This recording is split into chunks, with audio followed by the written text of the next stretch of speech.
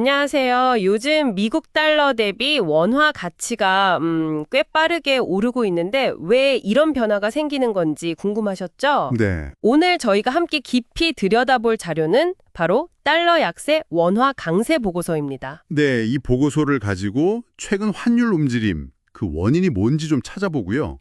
또 과거에 비슷한 때는 어땠는지 비교도 해보고 이게 뭐 우리 경제나 시장에는 어떤 의미가 있는지 앞으로 뭘 좀 주의 깊게 봐야 할지 그런 핵심적인 내용들 위주로 이야기 나눠보겠습니다. 좋습니다. 그럼 바로 시작해 볼까요? 네, 일단 최근 상황부터 좀 짚어보면요. 한 달 전만 해도 달러당 거의 1,440원 가까이 갔었잖아요. 네, 그렇죠. 4월 말에요. 근데 지금은 1,370원대까지 내려왔어요. 그러니까 이게 불과 한 달 사이에 원화 가치가 꽤 아주 빠르게 오른 셈이죠. 맞습니다. 거의 뭐 4주 동안 3% 정도 하락한 거니까요. 근데 여기서 좀 재밌는 점이 원화가 달러한테는 이렇게 강한 모습을 보이는데 예를 들어 유로화 같은 다른 통화랑 비교하면 작년보다 오히려 약세라는 거예요. 아, 그 점이 중요합니다. 이게 뭘 의미하는 걸까요? 그러니까 이게 단순히 그냥 원화가 엄청 강해졌다라기보다는 달러 자체가 약해지는 요인이 지금 더 크게 작용하고 있다. 이렇게 봐야 한다는 거죠. 아, 달러 약세 요인이 더 크다. 그럼 달러는 왜 약해지는 건가요? 그 단서는 역시 미국 경제 지표에서 좀 찾아볼 수 있을 것 같아요. 미국 경제 상황이 좀 뭐랄까 복잡하게 돌아가는 것 같던데요. 예, 맞아요. 그 1분기 GDP 성장률이 예상보다 좀 낮게 나왔고요. 마이너스 0.3%였죠? 네, 그리고 4월 소비자 물가 상승률도 2.3%로 이게 2021년 2월 이후 가장 낮은 수치예요. 그러니까 인플레이션 압력이 좀 줄어드는 모습이죠. 물가는 잡혀가는군요. 근데 또 4월 고용 지표는 생각보다 괜찮았어요. 견조했죠. 네, 고용은 좋았다고 들었어요. 그러니까 이렇게 지표들이 좀 엇갈리게 나오니까 시장에서는 이러면 연준이 좀 더 일찍 금리를 내릴 수도 있겠다 하는 기대를 하게 되는 거죠. 그렇죠. 기대감이 커지겠네요. 네. 이게 결국 달러 약세로 이어지는 거고요.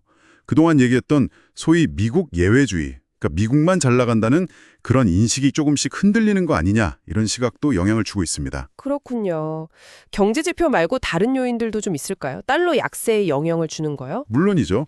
예를 들면 과거에는 달러 강세 요인 중 하나로 봤던 미국의 관세 정책 있잖아요. 네네. 이게 이제는 오히려 미국 경제에 좀 부담을 줄 수 있다 이런 시각이 커지면서 약세 요인으로 작용하는 측면도 있고요.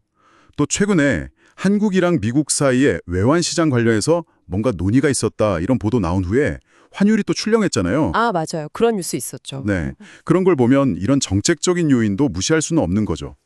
그리고 좀 더 크게 보면 장기적으로 봤을 때 국제 거래에서 달러 비중을 줄이려는 움직임, 그 탈달러화 논의 같은 것도 지금 달러의 약세에 시장이 좀 더 민감하게 반응하는 배경이 될 수도 있습니다. 우와, 정말 복합적이네요. 달러 약세 배경이. 그럼 반대로 원화가 상대적으로 강세를 보이는 이유는 우리 내부에도 요인이 있겠죠. 한국 경제 쪽에도요. 네, 그렇습니다. 일단 우리 경제의 기초 체력, 그러니까 펀더멘탈이 비교적 괜찮다는 점이 원화 가치를 좀 받쳐주고 있어요. 펀더멘탈이요? 네, 4월 무역 수지가 흑자를 기록했고요. 48억 8천만 달러였죠. 특히 반도체 수출이 아주 좋습니다. 반도체가 요즘 다시 살아나고 있죠. 그렇죠. 그리고 물가 상승률도 4월에 2.1%로 꽤 안정적인 모습을 보이고 있고요. 네. 또 한국은행이 기준금리를 2.75%로 동결하면서 좀 신중한 태도를 보이고 있잖아요. 네, 계속 동결 중이죠. 이게 금리 인하 가능성이 나오는 미국 연준하고 비교하면 상대적으로 원화 가치에는 좀 긍정적일 수 있는 요인이죠. 그렇겠네요. 금리 차가 덜 벌어지거나 오히려 줄어들 수도 있으니까요. 외국인 자금 흐름은 좀 어떤가요? 원화 가치가 오르면 외국인 투자도 늘 법한데요. 그게 좀 나뉘는데요. 최근 주식시장에서는 외국인 자금이 좀 빠져나가는 모습이었어요. 그런데 채권 시장으로는 꾸준히 들어오고 있거든요. 주식은 나가고 채권은 들어오고. 네. 그래서 만약에 원화 강세가 좀 더 이어진다면 환차익을 기대하는 외국인 자금이 다시 주식시장으로 돌아올 가능성도 배제할 순 없죠. 실제로 지난 2월에 현대경제연구원에서 나온 보고서를 보면 그때 당시 원화 가치가 실제 가치보다 한 6% 정도 낮게 평가되어 있다 이런 분석도 있었습니다. 저평가 분석도 있었군요. 그럼 과거에도 혹시 이렇게 달러가 약하고 원화가 강했던 시기가 있었을 텐데 그때 경험에서 좀 배울 점이 있을까요? 네, 아주 좋은 질문입니다. 그 2000년대 초중반, 대략 2003년에서 2007년 사이를 보면요. 그때도 지금처럼 달러는 약세, 원화는 강세였어요. 아, 그랬군요. 네. 그런데 그때 한국 경제는 어땠냐면 중국이 WTO에 가입하면서 대중국 수출이 정말 폭발적으로 늘었거든요. 그래서 경제 성장률도 높았고 코스피 지수도 엄청나게 올랐습니다. 와, 워낙 강세에도 불구하고요. 그렇죠. 여기서 얻을 수 있는 교훈은 원화 가치가 오르는 부담이 있더라도 경제 자체에 아주 강력한 성장 동력이 있다면 그 환율 부담을 이겨내고 증시가 상승할 수도 있다는 겁니다. 그렇군요. 결국 펀더멘털이 중요하다는 거네요. 맞습니다. 지금 우리에게 그때와 같은 그런 강력한 동력이 있는지가 좀 관건이겠죠? 알겠습니다. 그럼 지금 이런 환율 변화가 미국 경제 그리고 우리 한국 경제에는 구체적으로 어떤 영향을 줄까요? 일단 미국 입장에서 보면 달러가 약해지면 자국 수출 기업들은 가격 경쟁력이 생기니까 유리하죠. 네, 물건값이 싸지니까요. 그렇죠. 그런데 반대로 수입하는 물건 가격은 올라가니까 물가 상승 압력이 커질 수 있다는 단점도 있습니다. 그럼 한국은 정반대 상황이겠군요. 네, 맞아요.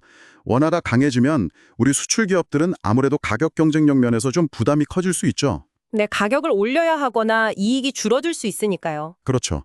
하지만 수입 물가는 싸지니까 국내 물가 안정에는 도움이 될 수 있고요. 또 외국인 투자 유치에도 좀 더 유리한 환경이 될 수 있습니다. 아, 장단점이 있네요. 네, 특히 항공사처럼 달러로 비용 지출이 많은 기업이라든지 아니면 원화가 강해지면 해외여행 가는 분들 많아지잖아요. 그런 내수 관련 업종들은 또 수혜를 볼 수도 있고요. 그렇군요. 결국 우리 코스피 시장 전체에 미치는 영향은 이런 긍정적인 요인과 부정적인 요인들이 막 섞여서 어느 쪽 힘이 더 강하냐에 따라 달라질 거라고 봐야 합니다. 네, 오늘 말씀 들어보니 정리가 되네요. 최근 달러 약세와 원화 강세는 미국과 한국의 어떤 경제 상황, 그리고 중앙은행 정책에 대한 기대감, 또 여러 글로벌 요인들이 정말 복합적으로 작용한 결과군요. 맞습니다. 그리고 과거 사례를 보면 환율 그 자체보다는 당시 경제 환경이 어땠는지가 시장에 더 큰 영향을 미쳤다는 점도 기억해야 하고요. 네, 그럼 앞으로 전망은 좀 어떻게 보고 있나요? 주요 투자은행들 전망을 보면 대체로는 점진적인 달러 약세와 원화 강세를 예상하는 편이에요. 예를 들어 MUFG 같은 곳은 2026년 1분기 말에 1,445원 정도를 보기도 했고요. 근데 지금 환율이 이미 그것보다 훨씬 낮은데요? 그렇죠. 그게 포인트입니다. 이미 시장은 그런 전망보다 더 앞서 나가고 있다는 거죠. 그래서 앞으로는 정말 연준이 실제로 금리를 어떻게 가져갈지 그 경로가 중요하고요.